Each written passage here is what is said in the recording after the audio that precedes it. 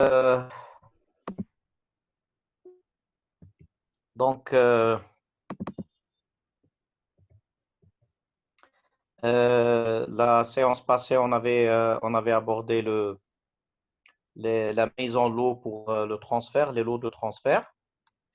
Et aujourd'hui, on va s'intéresser premièrement aux opérations d'assemblage ou même à l'évaluation des performances. Alors, pour les opérations d'assemblage, donc, qu'est-ce qu'un assemblage? Souvenez-vous, quand on a fait ça, SIM 1, un assemblage consiste à rassembler plusieurs composants sur un même produit. Donc, un assemblage, donc il peut se faire dans plusieurs machines, dans plusieurs stations, ou là, sur une seule station avec plusieurs composants. Euh, donc, là, les performances d'une station d'assemblage vont être dégradées lorsqu'il y a une augmentation de des paramètres suivants. Donc, ça, c'est la loi sur les opérations d'assemblage. Donc, lorsque le nombre de composants qui doit être assemblés sur la même station augmente, les performances de la chaîne vont être dégradées et nous allons voir pour quelles raisons. Donc, souvenez-vous, lorsque le nombre de composants augmente pour un assemblage, les performances de la station d'assemblage vont être dégradées. La variabilité d'arrivée des composants. Lorsque les composants arrivent de manière très variable, il peut y avoir une baisse de la performance et ça, on va le voir pourquoi. Souvenez-vous, lorsqu'on a étudié la station d'assemblage, le SIM 1, on avait vu donc, les part feeders et qui permettaient d'avoir des pièces toujours, des composants toujours disponibles. Donc, la disponibilité permanente des composants permet de réduire cette variabilité. Mais il peut y avoir une variabilité si, par exemple, le part feeder tombe en panne ou là, il se bloque ou là, des choses comme ça. Et puis, donc, on a le nombre de composants qui augmente, on a la variabilité d'arrivée dans les composants, ou on a le manque de coordination entre l'arrivée des composants. Par exemple, dans un produit, on a des pièces A, B et C et on doit assembler, dans le même produit, on doit assembler une pièce A, deux pièces B et trois pièces C. Et donc, les pièces, si elles n'arrivent pas en même temps au niveau de la machine d'assemblage, eh ben, on ne pourra pas faire d'assemblage. S'il manque l'un de ces composants, s'il manque en termes de quantité, on ne pourra pas faire d'assemblage. Donc, la coordination, elle est très importante. On a l'aspect ordonnancement et planification. Donc, tout ça, comme les 3 points, peuvent être vus comme des lois de variabilité. Donc, lorsque le nombre de composants augmente, automatiquement la variabilité augmente. Lorsque la variabilité d'arrivée de chaque composant augmente, la variabilité globale augmente. Et lorsqu'il y a un manque de coordination entre les arrivées des composants et ces composants, on en a besoin en même temps pour faire l'assemblage, donc la variabilité va augmenter. Il est clair que le nombre de composants va être influencé par la conception. C'est lors de la conception qu'on définit le nombre de composants. Donc, si lors de la conception, on essaye de réduire le nombre de composants à être assemblés sur une station, ben, automatiquement, on va réduire la variabilité globale. Et puis, la variabilité d'arrivée va être influencée par la variabilité de process à la station, mais aussi par le contrôle de production. Donc, souvenez-vous, la machine d'assemblage automatisée, on avait des part feeders. Et donc, les part feeders, on avait défini un niveau minimum, on enclenche le part feeder, et un niveau maximum, on l'arrête. Donc, les niveaux minimum et maximum, ça fait partie du contrôle de production. Donc, si on change les niveaux minimum et maximum, eh ben, on risque d'avoir une variation au niveau des arrivées des composants. Et puis finalement, la coordination va être influencée par l'ordonnancement et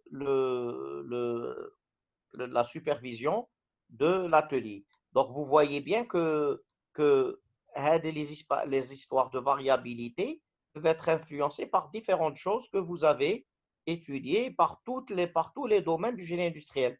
Donc, aussi bien la conception que le contrôle de production, que la supervision des ateliers, que l'ordonnancement, etc. Tout ça peut influencer la variabilité. Alors, maintenant, on a jusqu'à présent, depuis qu'on a commencé ce module, tout ce on s'est toujours intéressé à la variabilité, les causes, les conséquences, les effets, etc. Maintenant, à partir de là, on va essayer de s'attaquer à cette variabilité, d'essayer de la réduire. Donc, si on arrive à réduire la variabilité, ben, on va globalement augmenter toutes les performances du système. Alors, quels sont les principaux objectifs pour nous? C'est de réduire le temps de cycle, d'accord? Si on réduit le temps de cycle, automatiquement, on va augmenter le taux de production. Et en réduisant le temps de cycle et en augmentant le taux de production, on va pouvoir améliorer la qualité de service. Parce que la qualité de service, elle est définie par un certain nombre de choses. Parmi ces choses, le fait de remettre le produit à temps, le fait de ne pas être en rupture de stock, etc. Alors, quels sont les leviers qui nous permettent d'atteindre ces objectifs? D'accord? Alors, certains leviers? Premièrement, réduire la variabilité de manière directe, s'attaquer directement à la variabilité et essayer de la réduire. D'accord? Par exemple, en termes de maintenance, essayer de faire une maintenance plus rapide. Programmer de la maintenance préventive pour pouvoir contrecarrer, pour pouvoir améliorer les performances les performances, pour pouvoir améliorer la fiabilité de la machine, pour que la machine ne tombe pas en panne. Si je fais de la maintenance préventive, je vais éviter les pannes de machine. Et utiliser les différents buffers, ce qu'on a vu la semaine passée, pardon. La séance passée, je faisais les différents buffers qui peuvent être utilisés. Donc, je peux utiliser une augmentation du stock. D'accord? J'accepte d'avoir beaucoup de stock d'encours dans le système pour pouvoir contrecarrer la variabilité. Je peux utiliser le buffer de capacité. Le buffer de capacité, c'est quoi? Ça veut dire avoir des machines en plus dans mon système qui permettent d'augmenter le taux de production. Et puis, buffer en utilisant le temps, c'est-à-dire j'accepte d'avoir de longues périodes de production et d'avoir des délais importants. Souvenez-vous, les trois buffers, on les avait étudiés la séance passée. Et puis, je peux aussi augmenter la flexibilité de mon système, c'est-à-dire avoir un système plus flexible qui s'adapte plus facilement. Et donc, tout ça va me permettre de réduire l'effet de la variabilité sur les objectifs que je me suis fixés. Alors, regardons premièrement le cycle time. Donc, le cycle time, c'est le temps de cycle. Nous allons nous intéresser au temps de cycle au niveau d'une station. Alors, on est bien en train de parler des stations d'assemblage. Hein. On a dit qu'on s'intéressait aux stations d'assemblage. Donc, le temps de cycle moyen au niveau d'une station va être composé de plusieurs temps. Le premier temps, c'est le temps de déplacement. D'accord? Le deuxième, c'est le temps d'attente au niveau des files d'attente. Le troisième, c'est le temps de changement. Alors, bien entendu, les temps peuvent être nuls dans certaines situations. Si j'ai, par exemple, une machine où il n'y a pas de temps de changement, eh ben, le setup time va être nul. Plus le temps d'opération, proprement dit, là où je réalise l'opération. Et puis, le temps d'attente pour former le lot. D'accord? Si les pièces arrivent une par une et je dois attendre pour former le lot, comme par exemple dans le cas la cuisson de gâteau dans un four, ben, je dois attendre que les pièces se rassemblent sur un plateau باش نطيحهم في الفور. Le wait in batch time, c'est le temps d'attente à l'intérieur du lot. Ça, c'est pour les lots série, lorsque j'ai des pièces qui sont à l'intérieur du lot et qui attendent d'être passées dans la machine pour faire l'opération, pour réaliser l'opération. Donc, là, c'est plutôt une attente dans les lots série, ou là, c'est plutôt une attente dans les lots parallèles. Mais dites-vous que je peux avoir les deux, la même situation, c'est assez particulier. Finalement, wait to match time, c'est quoi wait to match time? C'est le temps d'attente pour que tous les composants nécessaires à un assemblage soient présents. Donc, si je fais une très bonne politique d'approvisionnement à ma station et qu'à n'importe quel instant, j'ai tous les composants nécessaires à l'assemblage qui sont présents. Donc, le wait to match time va être égal à 0. Mais si de temps en temps, j'ai des ruptures de stock à l'un des composants et je dois aller le chercher et la station s'arrête à cause de ça, ben, je vais avoir un temps d'attente pour matcher les différents composants, donc pour coordonner l'arrivée des différents composants.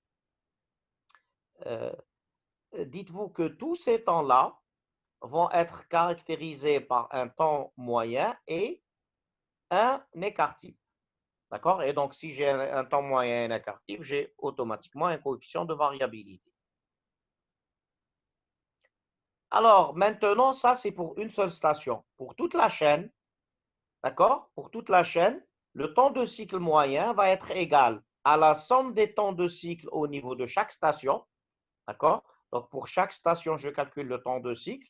Ou même pour calculer le temps de cycle au niveau de la ligne, de la chaîne, je fais la somme de temps de cycle au niveau de chaque station. Mais je dois tenir compte du fait que dans certaines situations, j'ai des temps qui ne vont pas s'ajouter d'une station à l'autre. Par exemple, si je fais de la production par lot et la production par lot se fait dans toutes les stations, sur toutes les stations, et je ne forme le lot qu'au début de la chaîne. Le lot, il va passer d'une station à l'autre et il va être déplacé en termes de lot. Donc, le wait to batch time va être calculé seulement au début de la première station. Même batch, je n'ai pas besoin de le calculer parce que ça va être toujours le même lot qui va se répéter. D'accord? Donc, je peux avoir aussi les temps de changement. Par exemple, quand je lance la production d'un lot, je peux régler mes machines en même temps sur faire les temps de changement sur toutes les stations en même temps. Et donc, ce temps de changement va être pris en considération une seule fois. Donc, je peux avoir ce genre de situation. Donc, au fait, le temps de cycle au niveau de toute la chaîne va être la somme des temps de cycle au niveau de chaque station, moins les temps qui sont communs aux différentes stations et qui ont été réalisés en même temps. Est-ce qu'il y a des questions? Ça va, vous arrivez à suivre? Il n'y a toujours que 4 personnes, hein? On a de moins en moins de monde.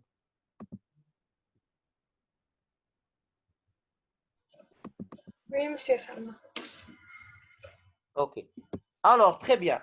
Maintenant, on va essayer de voir quels sont les moyens de réduire les temps.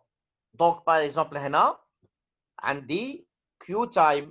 Q time, c'est le temps qu'on passe au niveau de la file d'attente. Comment je peux réduire ce temps? Ce temps est donné par l'équation VUT. L'équation VUT, عندي T, c'est le temps d'opération au niveau de la station. En général, il est déjà optimisé. C'est rare, je peux le réduire, le temps d'opération. Ça, j'ai VU.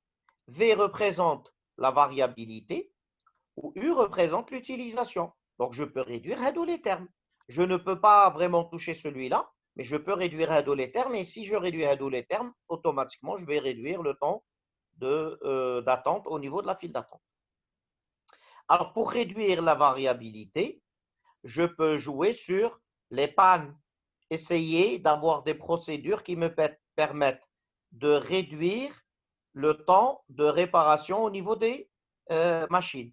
Donc, c'est-à-dire chaque fois qu'il y a une panne, je vais faire très vite pour réparer cette panne. Je peux réduire les temps de changement. D'accord? Essayer de réduire les temps de changement. Et si je réduis les temps de changement, automatiquement, la variabilité va être réduite. D'accord? Et puis, essayer de ne pas avoir des arrivées trop variables. C'est-à-dire que les pièces, je vais essayer de faire en sorte que mes pièces arrivent de manière assez régulière.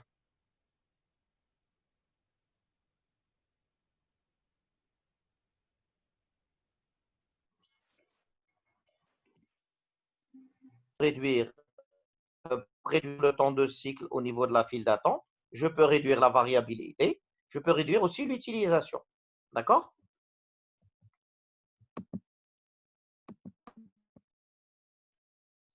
Alors maintenant, je peux voir aussi le temps que le temps de formation des lots, le temps de cycle au niveau des lots.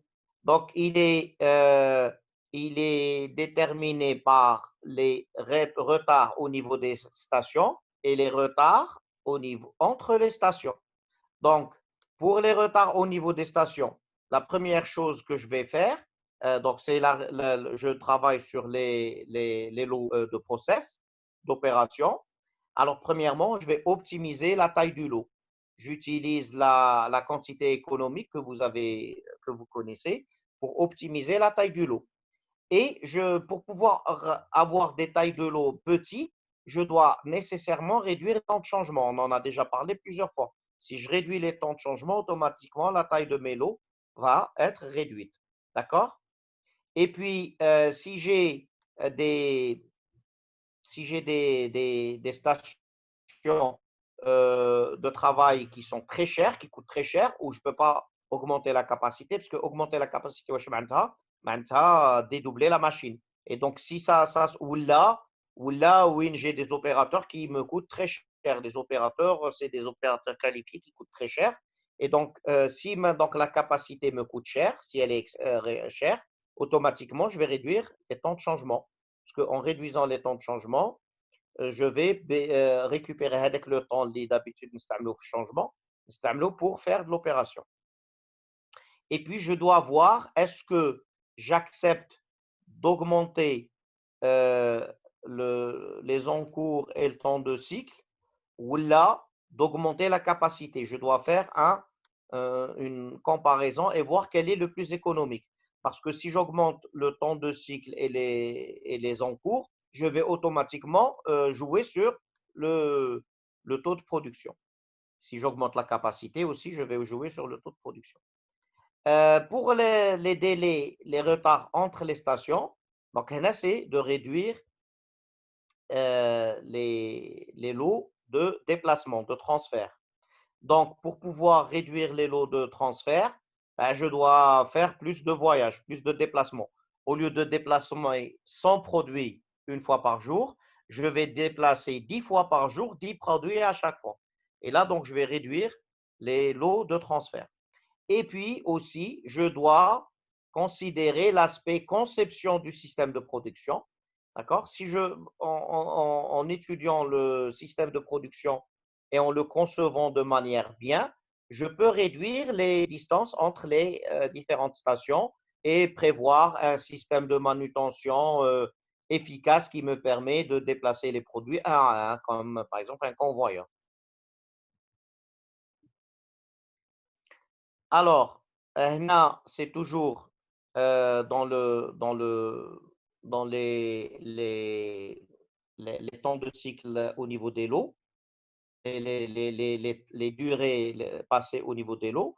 Donc, on avait vu les durées passées au niveau des stations, entre les stations, et puis les problèmes de synchronisation. Les problèmes de synchronisation, ça veut dire le fait d'avoir les composants dans une chaîne d'assemblage qui arrivent de manière coordonnée. Donc, là, je peux jouer sur la réduction de la variabilité, je peux jouer sur l'amélioration de la coordination, d'accord, en ayant de meilleurs ordonnancements, d'accord, en utilisant les systèmes à flux tiré, d'accord, et en faisant des conceptions modulaires qui me permettent de réduire les composants à assembler à chaque fois. Et puis, finalement, réduire le nombre de composants.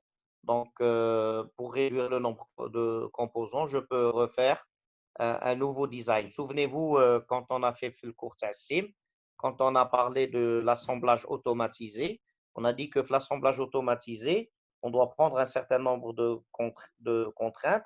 Et parmi les contraintes, c'était de réduire le nombre de composants et on avait montré quelques exemples de réduction de composants.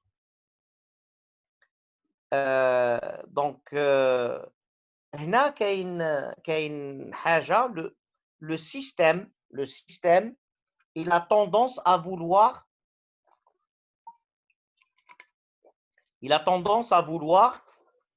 augmenter la file d'attente. وهذه la tendance elle est due à quoi? Elle est due à ces deux paramètres. Le paramètre V qui représente la variabilité et le paramètre U qui représente l'utilisation. Donc, si je veux éviter que mon système va avoir tendance à augmenter sa file d'attente, je dois réduire la variabilité et je dois réduire l'utilisation. Donc, éviter d'avoir des utilisations très élevées. Alors, si maintenant, dans le cas où je limite les encours, qui m'a fait conduire, d'accord? Donc, le système va se dégrader à travers le taux de production, d'accord? Puisque les encours sont limités, définis de manière précise, donc c'est automatiquement le taux de production qui va se réduire. Donc, si j'ai dans un système, par exemple, un système Andy buffer de stockage qui prend 10 produits. Quand j'ai fait mes calculs, je voulais atteindre un certain taux de production. Et quand je fais mes calculs en utilisant les différentes lois de Factory Physics, je trouve que le buffer nécessite 20 produits, c'est-à-dire les encours, le work in process va être de 20 produits. Il est clair que je ne pourrais pas mettre 20 produits dans mon système réel pour la simple raison que mon système réel n'a qu'un buffer de 10 produits. Et dans ce cas, qu'est-ce qui va arriver? Eh bien, tout simplement, le taux de production va baisser. Alors maintenant, quels sont les éléments sur lesquels je peux jouer pour améliorer la qualité de service? Donc, on dit le lead time, bien sûr. Le lead time, comme on l'a défini plusieurs fois, c'est le temps nécessaire plutôt, monsieur, le temps nécessaire, c'est le temps contractuel de livraison, c'est-à-dire ce que je me suis mis d'accord avec mon client pour lui livrer. Et donc, le temps, je vais soit le respecter et terminer mes produits avant, et donc je vais délivrer mes produits à temps, soit je vais avoir du retard. Donc, le deuxième paramètre que je peux avoir, c'est le fill rate. Le fill rate, c'est quoi? C'est tout simplement le pourcentage de commandes qui ont été délivrées à temps par rapport à toutes les commandes. Et finalement, la qualité de mon produit que je peux euh, euh, évaluer par le taux de rebut, par exemple. Alors, maintenant, la loi sur le lead time, sur les délais. D'accord? Alors, on sait que le lead time va dépendre principalement de la valeur moyenne du temps de cycle et de l'écart type du temps de cycle. C'est-à-dire que mon lead time va être une fonction croissante qui est proportionnelle d'une certaine manière à la valeur moyenne du temps de cycle et à l'écart type du temps de cycle. Voici le lead time, comment il est caractérisé. Donc, un LT qui est le lead time, qui est égal au temps de cycle, la valeur moyenne, plus un certain paramètre Z qui est variable que je dois prendre, que je dois évaluer, fois l'écart type. D'accord? Donc, plus le temps de cycle augmente, plus le lead time augmente, plus l'écart type augmente, plus le lead time augmente. Donc, première chose, je dois faire en sorte de réduire la partie du temps de cycle qui est visible pour le consommateur. Le consommateur, à quel moment il commence à voir le temps de cycle? Il commence à voir le temps de cycle le jour où il passe commande. Et il commence à voir le temps de cycle. C'est le moment où il a la livraison. Tout ce qui s'est passé avant la commande, mais il le consommateur. Donc, il ne fera pas partie du lead time. Même il a un temps de cycle long, mais il chauffe. Donc, l'idéal, c'est quoi? C'est de réduire la partie visible. Comment je peux réduire la partie visible? Tout simplement en retardant au maximum la différenciation entre les produits. D'accord? Si je retarde au maximum la différenciation entre les produits, donc le client ne verra pas ça. Je vous donne un exemple. Supposez que vous travaillez dans une pizzeria et dans cette pizzeria, il y a différentes pizzas, d'accord? Et, mais vous avez des moments où, par exemple, à midi, vous travaillez près d'un lycée ou d'une université. Et à midi, il y a beaucoup d'étudiants, beaucoup de lycéens qui viennent manger chez vous. Et ils n'ont pas beaucoup de temps, ils ont juste 1 heure de pause et il faut qu'ils mangent 20 l'heure de pause. Donc, qu'est-ce que vous pouvez faire? Maintenant, vos clients sont exigeants, ils ne veulent pas avoir un seul type de pizza. Ils veulent avoir des pizzas différentes. Donc, qu'est-ce que vous pouvez faire? Ben, vous pouvez préparer la pâte, vous pouvez préparer la sauce et vous mettez au frigo la pâte avec la sauce Wejda, d'accord? Et dès qu'un client arrive, dès qu'il passe commande, vous sortez une pizza qui est déjà préparée, vous ajoutez juste les ingrédients au-dessus et vous la mettez au four. Et donc, pour le client, où est-ce qu'il va voir? C'est uniquement les quelques minutes que la pizza passe au four. Il ne voit pas la préparation que vous avez fait auparavant. Assemblage à la demande, ça veut dire quand on passe commande, on fait l'assemblage. C'est ce qui se fait par exemple, l'assemblage de voiture ou l'assemblage d'ordinateur. D'accord? Et puis le stockage des composants. Je stocke uniquement les composants et quand le client me passe commande, tout de suite, je sors les composants et je lui fais l'assemblage. Je n'ai pas besoin d'attendre que les composants arrivent. Donc, le client ne va voir que la partie assemblage finale, ça les composants finaux. D'accord? Alors maintenant, je regarde l'autre partie de mon équation. Donc, réduire le temps de cycle. Pour réduire le temps de cycle, on a vu que le temps de cycle était composé de beaucoup de temps. Souvenez-vous, les temps, كامل هادو. Donc, كامل هادو, j'essaye de toucher là où je peux toucher. Par exemple, process time ou le move time, c'est assez difficile de les réduire. Par contre, les autres, je peux les réduire beaucoup plus facilement. Et ce qui est en rouge représente en général 90% du temps global. Donc, il est clair que les temps, si j'arrive à les réduire de 20%, eh ben, je vais réduire le temps de cycle global de 18%, puisqu'il représente à peu près 90% du temps global. Je peux aussi travailler sur le temps de changement, mais c'est surtout les valeurs, les temps durés en rouge qui prennent le plus de temps.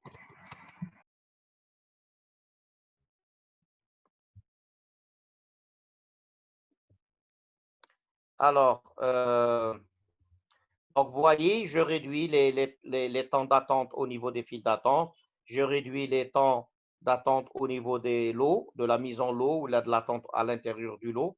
Et je réduis les temps d'attente de coordination entre les différents composants. C'est-à-dire, si les composants arrivent en même temps, ben, le temps il va être nul. Et finalement, l'écart type.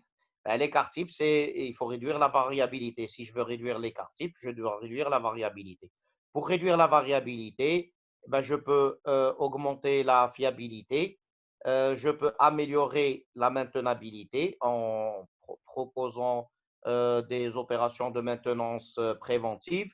D'accord? Je peux réduire la variabilité des employés en leur faisant de la formation, par exemple, régulièrement des formations à mes employés pour qu'ils soient qualifiés. Je peux améliorer la qualité en réduisant par exemple le rebut, en améliorant la qualité. Et finalement, je peux améliorer l'ordonnancement de mon système. Regardez, là, on a deux courbes qui ont le même temps de cycle, mais qui ont des écarts types différents. C'est une courbe qui est relativement pointue et qui est beaucoup plus allongée. Et bien, pour Hadi, si je clique time en utilisant l'équation que je viens de voir, je vais trouver un lead time de 14. Par contre, Hadi, je vais trouver un lead time de 27. Est-ce que vous m'entendez? Oui, monsieur, non, c'est bon. Très bien. Alors, si vous voulez, parce que ma prawel ou donc, est-ce que vous pouvez relancer la nouvelle? باش نبديو فيها directement la nouvelle séance. Parce qu'il reste moins d'une minute. D'accord.